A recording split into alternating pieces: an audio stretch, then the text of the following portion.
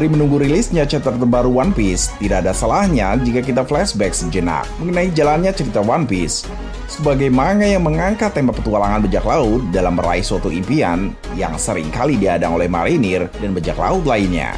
Tentunya One Piece memiliki banyak scene atau adegan pertarungan antar tokoh utama atau karakter pendukung lainnya. Karena demi kebutuhan cerita, seringkali ada pertarungan yang tidak ditampilkan di dalam manga. Namun, sebagai Ab Lovers tentunya, kita menginginkan melihat pertemuan-pertemuan tersebut secara penuh. Karena pertemuan tersebut melibatkan karakter yang sangat kuat, dan juga penasaran dengan jenis kekuatan sang karakter. Anime seringkali menghadirkan scene yang tidak bisa ditampilkan penuh di manga, demi menghindari bentrokan jadwal dengan rilisnya manga. Karena itulah, kita tentu berharap suatu saat akan ditayangkan pertempuran yang paling dinantikan dari serial One Piece dalam versi anime. Tidak sedikit pertarungan epik yang melibatkan berbagai orang-orang kuat. Berikut Mimin tampilkan 10 pertarungan di One Piece yang patut kita tunggu kehadirannya di anime One Piece. Oh ya, buat nakama semua yang belum subscribe, ditekan dulu dong tombol subscribe-nya yang ada di bawah video ini. Terus tekan juga tanda loncengnya, biar kalian tidak ketinggalan informasi penting selanjutnya dari channel ini. Dan jangan lupa juga guys, untuk like dan share video ini ya. Soalnya dukungan nakama semua benar-benar berarti buat Mimin. Oh ya, satu lagi nih, saat channel Mimin mencapai 100.000 subscriber, Mimin akan adakan giveaway HP Samsung Z8 loh. Jadi jangan sampai ketinggalan guys. 10. Aliansi Kid versus Kaido. Scene 1 ini adalah salah satu scene yang paling bikin geger. Hal itu karena pertama kalinya sosok Kaido dimunculkan secara langsung. Yang pasti tidak banyak orang yang menduga scene ini. Pada saat itu, aliansi Kid, Hawkins, dan Appo hendak mengincar Yonko Shanks sebagai jalan untuk memulai keributan di dunia baru. Namun, apesnya mereka bertiga justru bertemu Kaido yang tiba-tiba datang. Kayak jerangkung aja ya, datang tadi undang, pulang tadi antar. Saat pertempuran inilah yang kita tunggu-tunggu untuk ditampilkan dalam episode-episode ke depan di anime. Kaido digambarkan dengan kekuatan yang sangat sempurna sebagai tokoh yang luar biasa tangguh dan seakan mustahil dibunuh meski oleh dirinya sendiri. 9. Kaido versus Shanks. Kelompok Shanks ini dulu pernah diceritakan ikut campur dalam masalah dua Yonko yang bertikai. Kaido, sang makhluk terkuat, pernah mencoba menyergap laju perjalanan kapal Shirohige saat hendak Marineford menolong Ace. Namun kelompok Akagami Shanks malah ikut campur. Sebenarnya, konflik Shanks dan Kaido ini tidak pernah diperlihatkan langsung. Karena itulah para Lovers sangat penasaran apa yang terjadi saat itu. Setelah pengungkapan wujud naga Kaido, detail bentrokan Shanks dan Kaido jadi lebih menarik untuk diteliti. Mengingat wujud Kaido adalah naga yang bisa terbang, Mimin merasa sebenarnya Kaido benar-benar terbang sendiri dari wilayah kekuasaannya untuk mengejar Shirohige. Jadi, saat kapal kelompok bajak laut rambut merah mencegat Kaido, Shanks kemungkinan masih didukung oleh rekan-rekannya, sementara Kaido terbang sendirian. Kemungkinan besar konflik itu berjalan lama, karenanya Shanks baru sampai ke Marineford setelah Shirohige dan Ace sudah mati. Nah, apa yang terjadi sih dengan dalam scene ini? Semua jawabannya belum pasti, namun satu hal yang perlu kita ketahui, Kaido yang terkenal ganas dan brutal, serta pantang berkompromi, malah gak jadi menyerang Shirohige, dan bahkan semua keluarga Akagami Shanks tidak ada yang terluka. Buktinya, Shanks dan kawan-kawan tiba di Marineford dengan selamat, dengan jarak waktu gak sampai sehari. Apa yang terjadi ya? Mustahil sih Kaido mau berdiskusi dengan Shanks.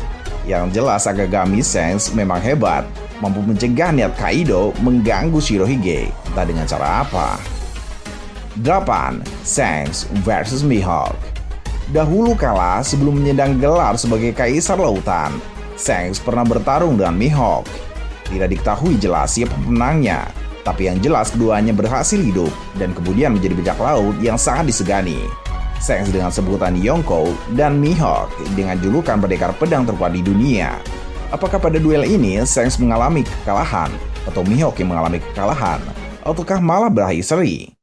Tampaknya masih menjadi misteri, sama halnya dengan kekuatan asli mereka yang sepertinya masih disembunyikan oleh Oda, terutama Shanks.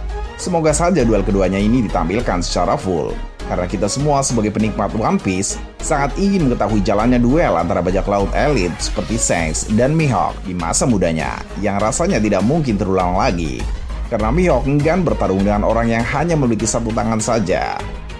7. Shanks versus Kurohige. Shanks sudah mengakui sendiri kalau Kurohige dulu yang melukainya.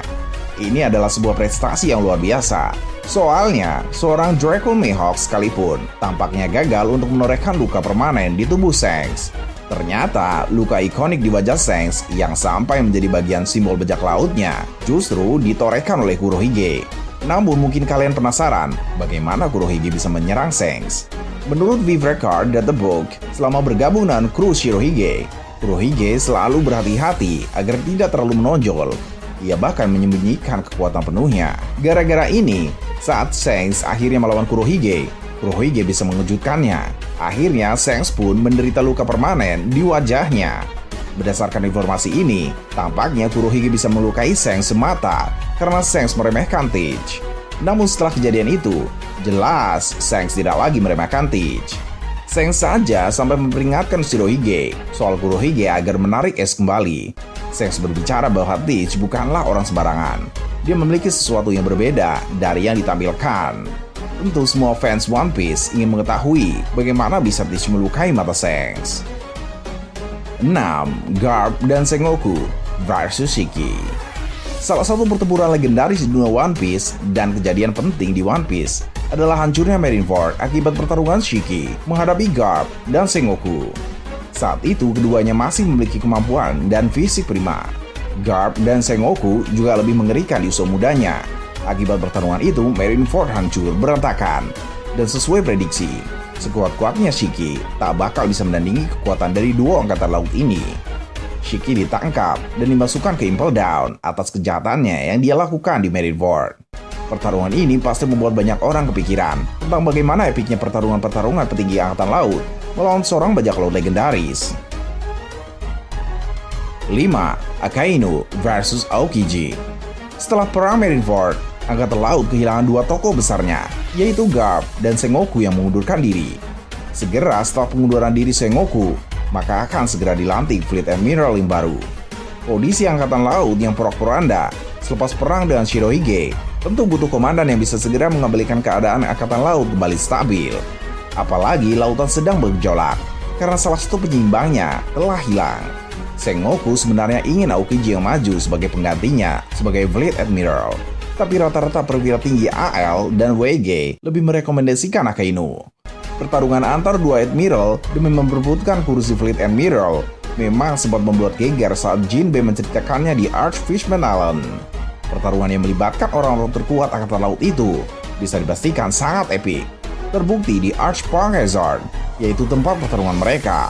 Pang Hazard seperti pulau yang memiliki dua iklim. Separuh pulau beriklim panas dan separuhnya lagi dingin. Tentu hal ini membuktikan bagaimana epiknya pertarungan kedua orang ini yang notabene memiliki kekuatan buah iblis yang saling berlawanan. 4. Para komandan pasukan revolusi versus para admiral. Pada chapter 925 mengungkap kalau pasukan revolusioner melawan angkatan laut di Reverie. Mungkin kalian ingat kalau Sabo terlihat sedih sekaligus marah melihat Kuma diperbudak Tenryubito. Pada akhirnya, Sabo ditemani para komandan revolusioner beneran mencoba menyelamatkan Kuma. Aksi ini tentunya tak bisa ditangani begitu saja oleh sembarang orang. Menurut Teach juga, dua Laksamana, Ryokugyu dan Fujitora sampai ikut terlibat melawan Sabo dan pasukan revolusioner. Pertarungan dahsyat ini pastinya akan sangat menarik untuk kita saksikan di anime. 3. Shiki versus Gold Roger. Pertempuran Edward adalah pertarungan antara Yonko Roger dan Yonko Shiki 27 tahun sebelum cerita saat ini dan 3 tahun sebelum Gold Roger dieksekusi oleh Marines. Shiki sendiri yang menantang Roger untuk bertarung. Awalnya Shiki menawarkan aliansi kepada Roger dengan Pluton dan Poseidon serta pasukan Shiki yang banyak. Shiki yakin mereka berdua akan menaklukkan dunia, namun Roger tidak tertarik untuk beraliansi dengan Shiki. Pertempuran pun tak bisa dihindarkan. Puluhan kapal armada Shiki mengepung Rejection. Tapi bagaimana aksi Roger dalam menghadapi pasukan Shiki tidak diperlihatkan. Padahal kemungkinan besar pada adegan inilah kekuatan Roger benar-benar diperlihatkan. 2. Kozuki Oden versus Kaido dan Shogun Orochi. Kaido menjajah negeri Wano dengan dibantu oleh Shogun Orochi. Namun sebelum itu, pastinya Kozuki Oden melakukan perlawanan hebat untuk melindungi negeri tercintanya. Sebagai samurai yang sangat kuat dan mantan kru bajak laut Roger, pastinya tak mudah bagi Kaido saat bertarung menghadapinya. Namun pada akhirnya Oden kalah dari Kaido. Seandainya pertarungan mereka diperlihatkan, itu akan menjadi scene yang keren. 1. Mockingjay Garp vs Rock. Jika ini ditayangkan di animenya, maka bisa dipastikan ini adalah pertarungan paling epik. Pertarungan yang terjadi 40 tahun yang lalu ini membuat Garp dijuluki sebagai pahlawan angkatan laut. Menurut kabar yang beredar, Rock dulunya adalah kapten dari Kaido, Big Mom, dan Shirohige di sebuah bajak laut. Jika itu benar, bisa dipastikan Rock ini memiliki kekuatan yang luar biasa kuat. Tetapi kita hanya bisa membayangkan bagaimana pertarungan Garp menghadapi Rock ini, karena Oda masih belum memperlihatkan pertarungan paling epik tersebut. Jangankan pertarungannya, wujud Rock aja belum ditampilin. Bagaimana pendapat kalian tentang hal ini? Silahkan sampaikan pendapat kalian di kolom komentar.